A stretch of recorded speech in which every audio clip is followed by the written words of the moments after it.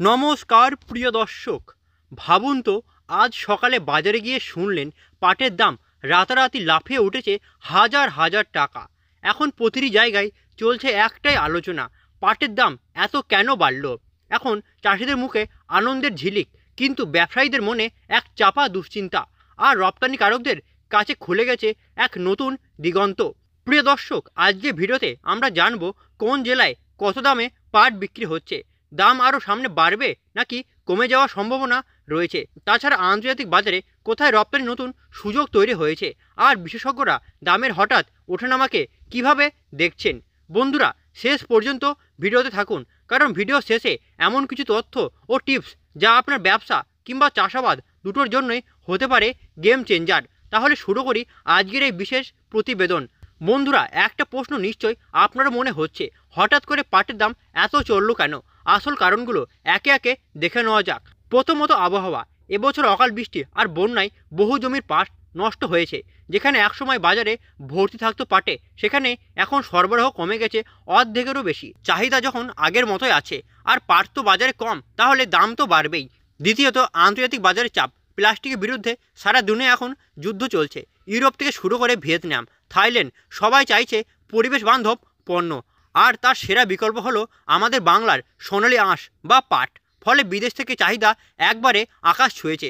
তৃতীয়ত সরকারি উদ্যোগ। আমাদের দেশে পাটকলগুলি বাঁচাতে সরকার নতুন প্রকল্প নিয়ে এসেছে। মিলগুলোকে ভর্তুকি দেওয়া হচ্ছে। সরকারি দপ্তরে পাটজাত ব্যাগ ব্যবহার করা বাধ্যতামূলক হয়েছে। এই নীতিগুলো বাজারে একটি নতুন প্রাণ জুগিয়েছে। চতুর্থ, রপ্তানির নতুন দরজা। আগে যেখানে রপ্তানি সীমিত ছিল, এখন প্রতি বছরে হাজার হাজার কোটি টাকা পাটজাত পণ্য বিদেশে যাচ্ছে। বাংলাদেশও নিজের ঘাটতি মেটাতে ভারত থেকে পাট কিনছে। এই আন্তর্জাতিক চাহিদায় দামের জোয়ার আরও বাড়াচ্ছে। তাছাড়া বন্ধুরা, মানসম্মত পাটের অভাব। যে চাষিরা ভালো মানের পাট উৎপাদন করেছেন, তারা পাচ্ছেন প্রতি কুইন্টালে 500 থেকে 700 টাকা বাড়তি। মানে ভালো পাট এখন সোনার থেকেও দামি।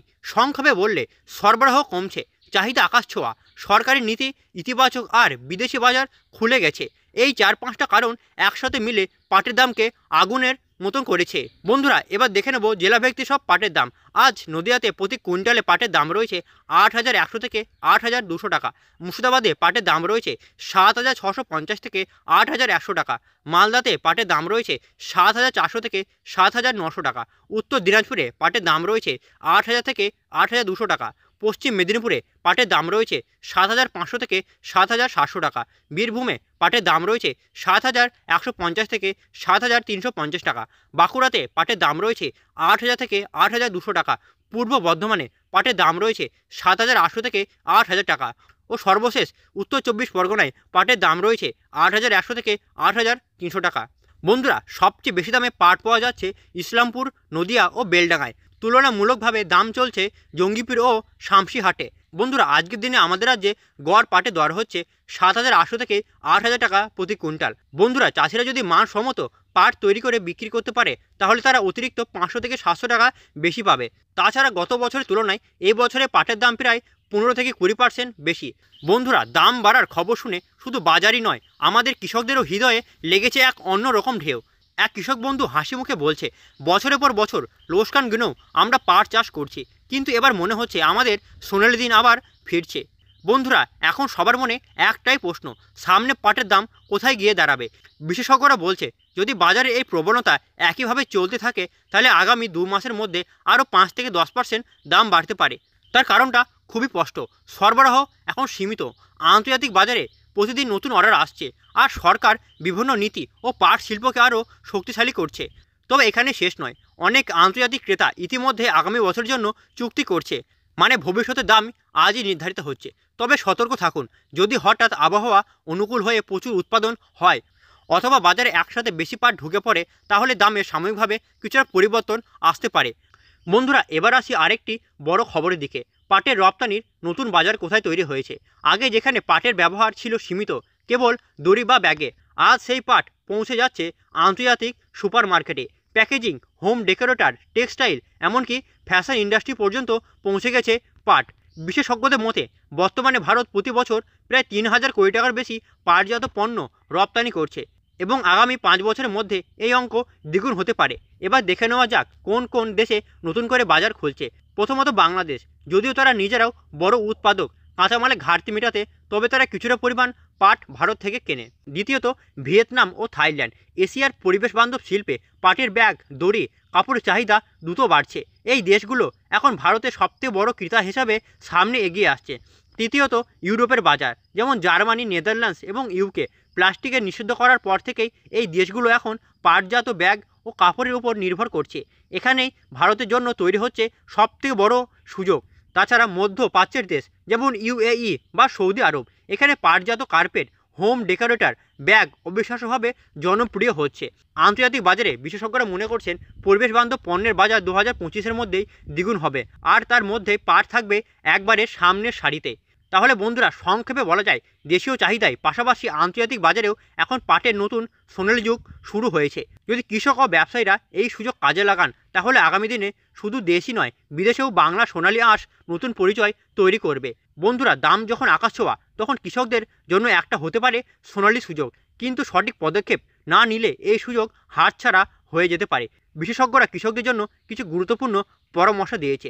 কৃষক বন্ধুরা, ভালো জাতের পাট চাষ করুন, যেমন তোষা বা দেশি জুট। এই দুই জাতের পাট চাহিদা সব সময় বেশি। মানসম্মত পাট বাজারে গেলে আপনি প্রতি কুইন্টালে 500 থেকে 700 টাকা অবধি বেশি পাবেন। দ্বিতীয়ত, জল নিষ্কাশনের ব্যবস্থা করুন। বর্ষার সময় অতিরিক্ত বৃষ্টিতে জমি ডুবে গেলে পাটের মান নষ্ট হয়, তাই জমিতে ড্রেনেজ সিস্টেম রাখুন যাতে জল জমে না থাকে। তাছাড়া বন্ধুরা, সঠিক সময়ে ফসল কাটুন। পাট যদি বেশি পুরনো হয়ে যায় তবে আঁশ শক্ত হয়ে যায়, আবার খুব তাড়াতাড়ি কাটলে আঁশ ভালো হয় না। তাই অভিজ্ঞ কৃষি অফিসারের পরামর্শ নিয়ে সময় মতো পাট কাটা জরুরি। চতুর্থ, পাট ভিজিয়ে সঠিকভাবে রেটিং করুন। যেখানে পরিষ্কার জলে ভিজিয়ে রাখা যায়, যেখানে আঁশের মান আরও ভালো হয়। পাকা কলা পাতা বা ভাসমান কাঠ দিয়ে চাপা দিলে আঁশের রং আরও সুন্দর হয়।